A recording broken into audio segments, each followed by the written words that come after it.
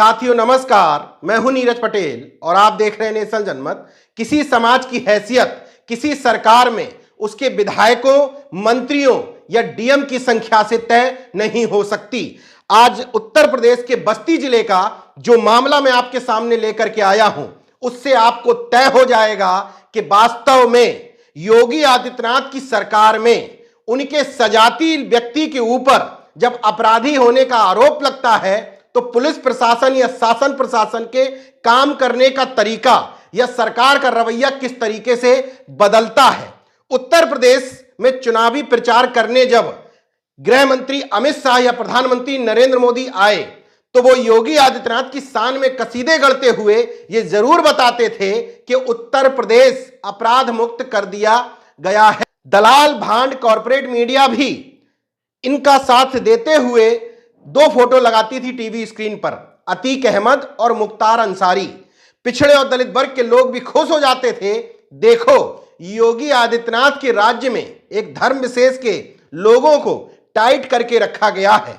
लेकिन उनके टाइट करके रखने में ओबीसी वर्ग में आने वाली एक कुर्मी जाति के नेताओं की क्या हैसियत है भारतीय जनता पार्टी के राज्य में, यह जानना बेहद जरूरी है।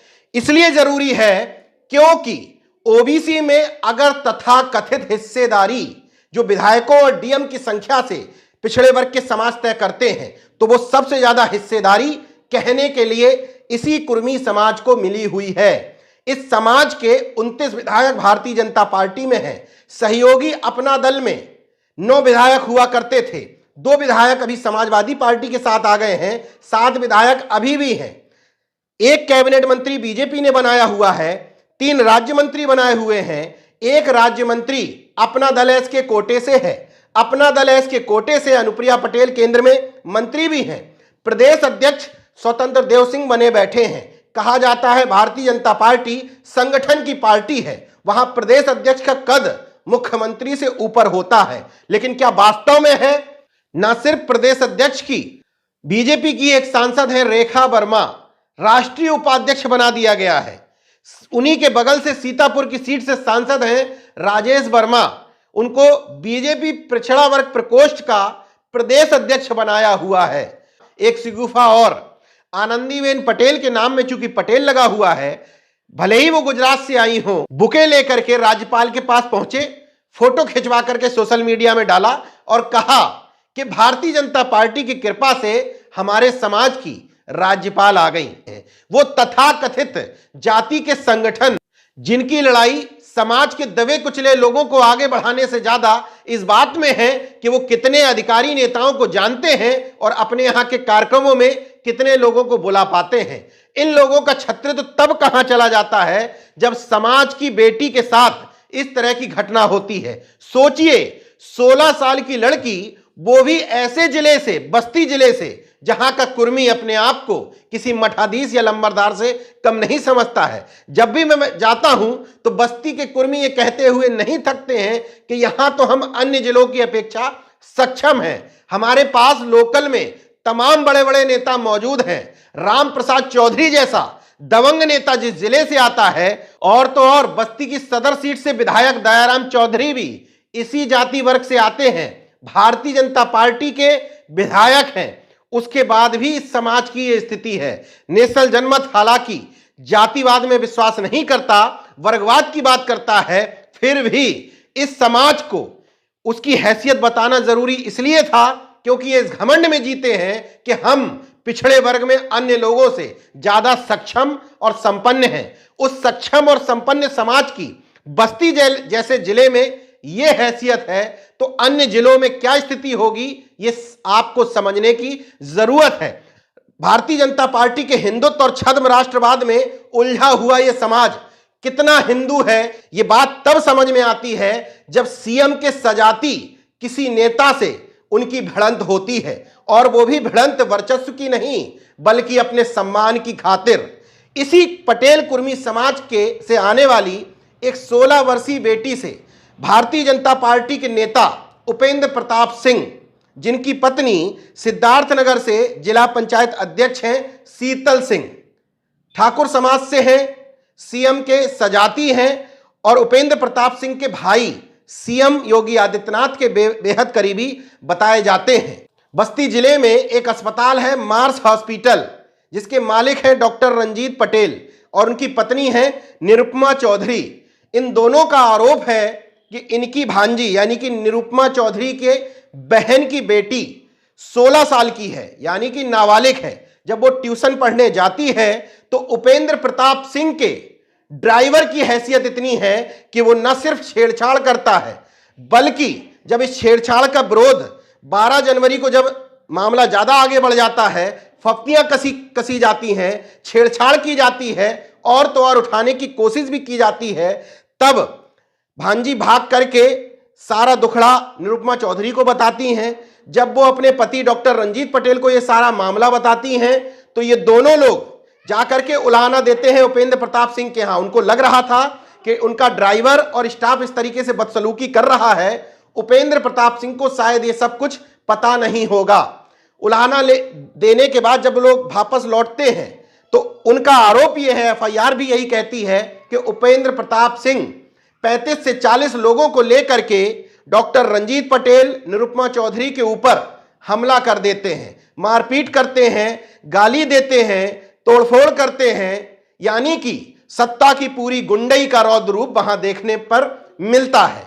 डॉक्टर रंजीत पटेल बताते हैं कि पुलिस प्रशासन भी एफआईआर लिखने की बजाय ये दबाव बनाने की कोशिश करता है कि रसूखदारों से मत भिड़िए, सेटलमेंट कर लीजिए। मतलब पिछड़े वर्ग की बेटी को बीजेपी के नेता का ड्राइवर छेड़ दे तो आप सेटलमेंट कर दीजिए, विरोध तक दर्ज मत कराइए। मामला यहीं पर समाप्त नहीं हुआ। आखिरकार जब समाज के लोग तमाम इकट्ठे हुए, एसपी साहब नहीं थे, एडिशनल एसपी पर दबाव बनाया गया। उन्होंने कोतवाल राधे श्याम राय को आदेश दिया कि एफआईआर दर्ज करो। पहले आरोप यह लगाया गया था परिवार की तरफ से कि कोतवाल ने भगा दिया था। 12 जनवरी की दोपहर की घटना है, कोतवाल से मिले, कोतवाल ने भगा दिया। एडिशनल एसपी के आदेश पर एफआईआर दर्ज होती है। पास्को एक्ट से लेकर के जिन धाराओं में मुकदमा दर्ज होना चाहिए उन धाराओं में मुकदमा दर्ज होता है, लेकिन विरोध प्रदर्शन करने के बाद बेटी बचाओ बेटी पढ़ाओ की बात करने वाली, अपराध मुक्त उत्तर प्रदेश की बात करने वाली योगी आदित्यनाथ सरकार के राज्य में देख लीजिए बेटी छुड़वाने के बाद भी क्या स्थिति है ओबीसी परिवार की। इसके बाद रात में 10 बजे उपेंद्र प्रताप सिंह की तरफ से इसी तरह की एफआईआर डॉक्टर रंजीत पटेल और उनके एक भतीजे के खिलाफ कर ली जाती है। वही सारे आरोप लगाए जाते हैं। पुलिस के या किसी के भी सोचने की बात यह है, उपेंद्र प्रताप सिंह अपने यहां के किसी कर्मचारी के परिवार का सहारा लेकर के इन पर जो आरोप और तोहमत मढ़ रहे हैं, एफआईआर तो दर्ज हो ही जाएगी, स्वाभाविक है। और एफआईआर दर्ज करवा करके समझौते का दबाव बनवा रहे हैं क्रॉस एफआईआर के द्वारा। अगर यह घटना सही थी तो उपेंद्र प्रताप सिंह तो रसूखदार आदमी है, उससे पहले उन्होंने इस मामले में एफआईआर दर्ज क्यों नहीं करवाई।